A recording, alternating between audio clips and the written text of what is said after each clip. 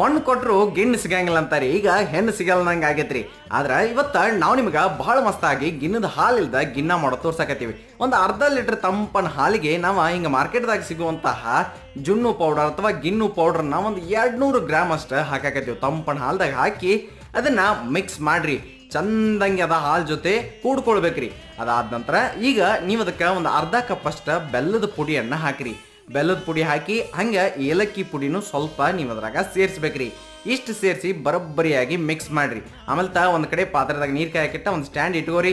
ಬೆಲ್ಲ ಪೂರ್ತಿ ಕಡೆ ಕರಗ್ತತ್ಲ ಅವಾಗ ಆ ಪಾತ್ರದಾಗ ಇಟ್ಟ ಮ್ಯಾಲ ಒಂದು ಪ್ಲೇಟ್ ಮುಚ್ಚಿ ಒಂದು 20 ನಿಮಿಷ ಬಿಡ್ರಿ. 20 ನಿಮಿಷ ಆದ್ಮೇಲೆ ನೋಡ್ಬೋದು ನೀವು ಭಾಳ ಮಸ್ತಾಗಿರುವಂತಹ ಗಿನ್ನ ಬಂದಿರ್ತೈತಿ. ಇದನ್ನ ಒಂದು 10 ನಿಮಿಷ ಬಿಟ್ಟು ತೆಗಿರಿ, ಮಸ್ತಾಗಿ ನಿಮ್ಮ ಕೈಯಾಗ ಗಿನ್ನ ಬರ್ತೈತ್ರಿ. ಅಕಸ್ಮಾತ್ ನಿಮ್ಗೆ ಗಿನ್ನದ ಹಾಲು ಸಿಗ್ತಿತ್ತು ಅಂತಂದ್ರೆ ಒಂದು ಹಳ್ಳಿ ಒಳಗೆ ಇದ್ರಿ ಅಂತಂದ್ರೆ ನೀವು ಪುಣ್ಯ ಮಾಡಿರಿ ಅಂತ ಅರ್ಥ. ಆದ್ರೆ ಸಿಟಿ ಮಂದಿಗೆ ಅಷ್ಟು ಜಲ್ದಿ ಗಿನ್ನದ ಹಾಲು ಸಿಗೋದಂತರೂ